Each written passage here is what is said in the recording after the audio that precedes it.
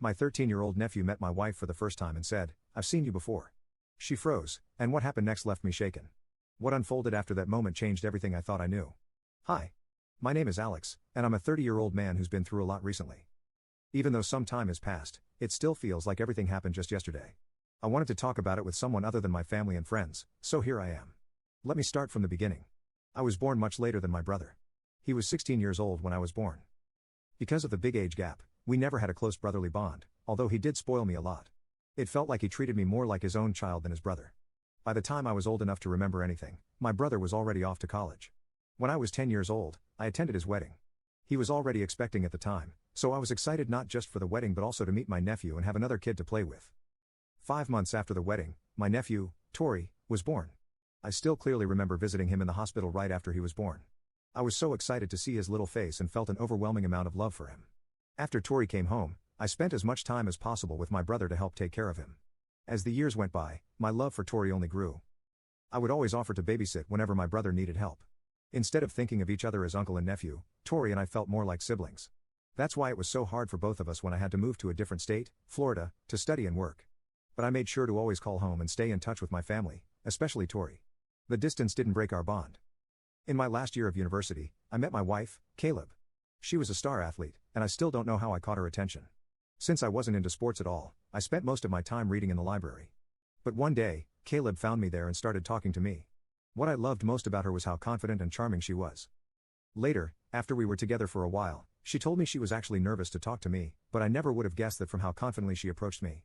We went on several dates and quickly realized that even though we had different interests, we fit well together. We shared the same sense of humor and spent all our dates laughing until our bellies hurt. It didn't take long for us to make our relationship official. I always made it clear to Caleb how much I loved my family, so she met them through many video calls. The only person I didn't tell about Caleb was my nephew, Tori. Even though Caleb had met almost everyone important in my family, she hadn't met Tori yet. I did talk to her about him a lot, though. One day, Caleb asked why she hadn't met my nephew even though I talked about him so much. I told her, "Babe, I haven't introduced you to Tori because he's just 11. I want to protect his innocence from my adult life." She replied, "I don't think 11 is too young. I'd like to meet him and be part of his life too. Tori is the most important person to me, but he's still a child. He doesn't need to be involved in my romantic life," I explained. "It feels like you're keeping me separate because you doubt our relationship's future," she said. "What? That's not true at all," I assured her. "You were afraid of introducing me to Tori in case things don't work out between us. You don't want to introduce him to someone who won't be a constant in his life," she continued. "You've got it all wrong. It's about protecting him, not doubting us," I said. "All right. Fine. Let's drop it. Just understand that I see a long future for us," she said. "But I'm just not ready to mix our worlds yet," I explained. I understood why Caleb was upset, but I wasn't ready to involve Tori in this part of my life. I wanted to protect Tori's innocence, even though deep down I knew I wasn't really doing that. In my mind, he was still that little baby I first met in the hospital, and I wanted to keep seeing him that way, at least until he became a teenager.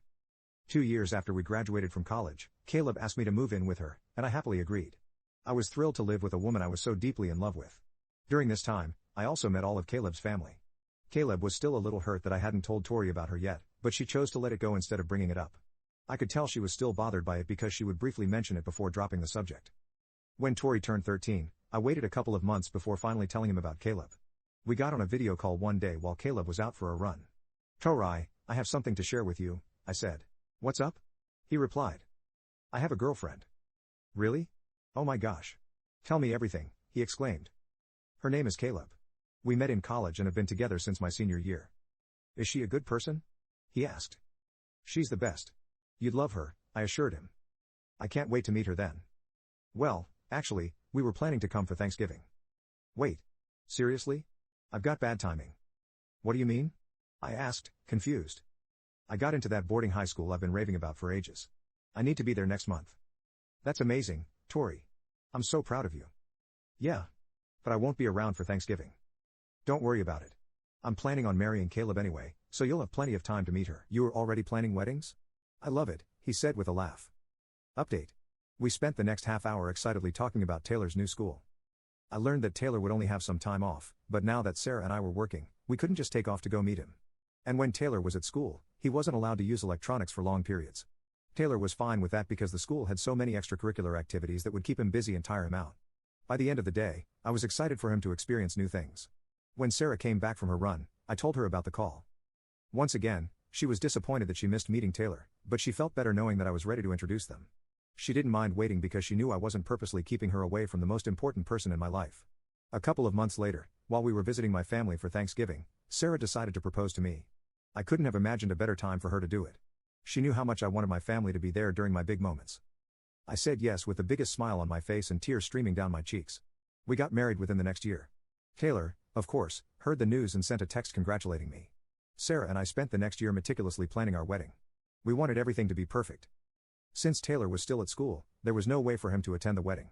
I was crushed that he couldn't make it, but I knew his education was more important than an event like a wedding. Plus, Sarah comforted me by saying we could have a small ceremony after Taylor graduates to replicate our wedding. The wedding was a grand affair. Everyone laughed and cried, and I felt like the luckiest man alive. The love and support I received that day were beyond anything I could have imagined. I truly believed that the rest of my life would be blissful because I got to spend it with Sarah. And for the first year of our marriage, that was true. But then things started to go downhill. We both had stable 9-to-5 jobs, made good money, and lived comfortably. We were never really interested in having children, so that wasn't something we had to plan for. So it came as a surprise when one night while we were lying in bed, Sarah asked if she could start working overtime. "Babe, there's something I need to talk to you about," she said. "What's up?" I asked, a little concerned. "I've been thinking about taking up overtime at work," Sarah said one night as we lay in bed. "Overtime? Why the sudden interest?" I asked, surprised. "I've been aiming for a promotion for a while now, and the extra money could help us," she explained. "I love that you're passionate and ambitious, but we're already comfortable," I said. "I know, but I think we can do even better," she replied. "I love our time together. Just relaxing after work and on weekends, it means a lot to me," I told her, hoping she'd understand. "I value that too, but I see the potential for more," she said. "It's not about potential. It's about quality of life. I want to enhance our quality of life through hard work," she insisted. "I respect your choices, but I'm not happy with this decision." I admit it. "I'm doing what's best for both of us," Sarah said, then turned over and turned out the light after wishing me good night. I was left awake with my thoughts, feeling upset that Sarah had made this decision without really discussing it with me. We didn't need the extra money. Both of us were able to save a good amount each month. We had made smart investments and had our retirement funds set up. We lived comfortably, so I didn't understand why she felt the need to work more. But I figured that if Sarah was happy, I would be happy too. The next few months were torture for me. Sarah started coming home late and was usually too tired to do anything. She'd eat dinner and go straight to bed. She even worked on Saturdays and spent Sunday sleeping. I barely saw her properly most days, and I missed spending time with my wife. I tried talking to her about cutting back on work, but she always brushed me off, saying it was for our benefit. Eventually, after 6 months of this, Sarah did get promoted. I thought this would mean she'd have more flexibility with her time. While she did get more flexibility, it came with constant business trips. Every other week, she was flying out of state. It got to the point where it felt like I wasn't living with my wife anymore, just a roommate I barely knew. I didn't know what to do. One month, Sarah hadn't been home for more than 2 days, and that was my tipping point. I broke down in front of her, asking why she never spent time with me anymore. "Seriously, Alex, you're being so dramatic," she said, annoyed. "I'm not being dramatic. I'm just expressing my feelings," I said, hurt. "Well, you're being selfish. I'm working hard for a better life for us," she shot back. "I never asked for any of that. All I want is time with you. The simple things we used to do," I pleaded. "Right. Because sitting on the couch watching junk TV is so fulfilling. Stop being ungrateful," she snapped. "You're calling me ungrateful?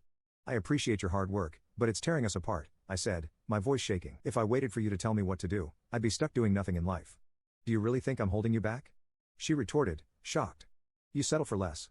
You're happy with the bare minimum. I'm not like that. I want more from life," she said, her frustration clear. "I'm not settling. I'm content with what we have because it's enough for me," I tried to explain. "And that's your problem. You're too lazy to chase after better things," she said harshly. "I'm not greedy, Sarah. I value what's important over constantly working myself to the bone," I replied, tears filling my eyes. "You just don't get it, do you?" she said, storming out of the house, leaving me standing there overwhelmed by a flood of emotions. How could Sarah treat me this way? How could she look at me with such disappointment when she used to see me as the light of her life? I let it be for a while, trying to process everything.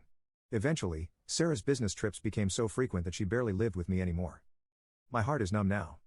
Update 2. I stopped talking to everyone as I sank deeper into depression. What pulled me out of my depression was a call from an unknown number. At first, I ignored the calls, but they were so persistent that I finally answered. I cautiously said, "Hello? Hello, Alexis. It's me, Troy," the voice on the other end said. "Troy? Oh my goodness. It's really you. How have you been? How come the new number?" I asked, surprised but thrilled. "I know it's been too long. I lost my phone and had to get a new one. Plus, it helped that I lost it right around the time I graduated high school. I'm so sorry I haven't kept in touch. Life got busy, and I let time slip away, he explained. Don't worry. I've been swamped too. Even keeping up with my own mom was tough. So how come the sudden call? I asked, curious. I picked a university in Florida, Alexis. I'm actually in Florida now, he said. No way. That's amazing. I'm so happy you're close by. We have to meet, I said excitedly. I was hoping you'd say that. I've missed you so much. Can we really meet up? He asked. Of course. Let's make plans. I can't wait to see you again, I replied, smiling. Me too. It's going to be awesome catching up, he said. We set a date for that weekend. I thought it was the perfect time because Cameron would be home that weekend, and I was eager to see Troy again. After all this time, I realized that Troy's university was only an hour's drive from where I lived, so we could meet up more often. That night, I called Cameron to share the news, but she didn't seem to care. I got upset and asked, why aren't you excited about meeting Troy? After all this time, I realized I'm never really a priority for you. You kept me hidden from someone so important to you with some silly excuse, Cameron responded. That's not true. I don't think my feelings about this are silly. Can't we just forget about it for now? I still want you both to meet, I said. It doesn't matter now, Cameron replied. But could you at least be nice when Troy's here? I don't want him to see our problems. Oh, so now you care about appearances? When will you be honest with him? Cameron shot back. It's not about that. I just want him to see the good parts of us. Good parts? Doesn't seem like there's much of that left these days, Cameron said, walking away. I couldn't understand why Cameron was being so difficult. I wasn't asking for anything unreasonable. I would have said the same thing if any other family member was visiting. I decided not to think about it too much because it only made me feel worse. When the weekend arrived, I greeted Troy with a big hug and teared up seeing how much he'd grown. We had 2 hours alone before Cameron came back from her trip, and during that time, we caught up on everything we'd missed. We laughed and cried together as we remembered the past. When Cameron finally came home, she went to freshen up in the bedroom. When she came back to the living room, she kissed me and then introduced herself to Troy. Troy looked confused as he shook her hand. How have you been, Troy? Cameron asked. I've been all right, Troy replied. Well, that's good to hear. I've always wanted to meet you. Alexis talks about you all the time, but she never let me meet you before. Yeah. I've been meaning to see you too. I'm glad we finally got the chance. What university are you attending? Cameron asked. I'm going to New College of Florida. Oh, really? Sorry, but you look familiar. I can't figure out where I might have seen you before, Cameron said. Troy hesitated. I'm not sure. You just look familiar. I noticed Cameron looked panicked. She was sweating and trembling. I asked her if everything was okay, but before she could answer, Troy gasped and pulled out his phone. I looked at both of them confused, wondering what was going on. I asked Troy and Cameron to explain what was happening. Cameron didn't say anything and tried to leave, but Troy stopped her, saying she wasn't going anywhere. I looked at Troy confused as he showed me his phone and asked me to look at the photos on it. In the photos, I saw text messages between two people who seemed like a couple. I was puzzled and asked Troy what this was about. Troy explained that he had made a friend at university. When they went to a party, his friend mentioned she was dating an older woman named Cameron. Troy showed me several pictures of this woman, and I realized it was Cameron. I asked Cameron if this was true. She tried to deny it and said, "Are you really going to believe a young boy over your wife?" "You're just avoiding the truth," Troy responded. "There's proof from text with my friend, but the messages only have a contact name, not a number, so it's hard to confirm it's her." He then showed me more pictures of Cameron on dates with his friend. My heart broke with each photo. I couldn't understand why Cameron would do this. We had been going through a rough patch, but I had hoped we could work things out. I turned to Cameron with tears in my eyes and asked her how long she had been having the affair. Cameron looked away and didn't answer. Troy, clearly disgusted, said he knew it had been going on for 2 years. My heart shattered. I wondered if Cameron's long work hours were really just an excuse to be with someone else. Then another thought struck me, and I felt sick just thinking about it. But I had to ask for my own peace of mind. I asked Troy how old his friend was. Troy replied with disgust that his friend was the same age as him. I couldn't bear to look at Cameron anymore. Not only had she been cheating, but she had been doing it with someone so young. I packed up Cameron's things and threw them at her, telling her to leave. She didn't even try to argue. Once she was gone, I ran to the bathroom and threw up, overwhelmed by the disgust of her actions. I cried for a long time, and Troy stayed by my side, comforting me. He spent the week with me as I took the necessary steps to move forward. I quickly filed for divorce and found a lawyer to report Cameron for her crime of dating and sleeping with a minor. Cameron tried to fight back, but the court sided with me. I got most of our assets, and Cameron was found guilty. She was sentenced to 5 years in prison and ordered to pay an $11,000 fine. I felt a sense of justice and relief. After all the pain I had endured, it was finally over. I was deeply disgusted to have been with a woman capable of such terrible actions, but I was glad she was held accountable. I found some comfort knowing that Cameron would always be a registered sex offender and that her life would be greatly affected by her actions. It took me another 2 years to fully heal, but I grew stronger from the experience. I moved back to my home state and spent time recovering with my close friends and family. In the end, it was my family who supported me and helped me find joy again. I share my story to remind you that no matter how difficult things get, there is always hope. I'm still healing, but I'm no longer haunted by Cameron's betrayal. Thank you for listening.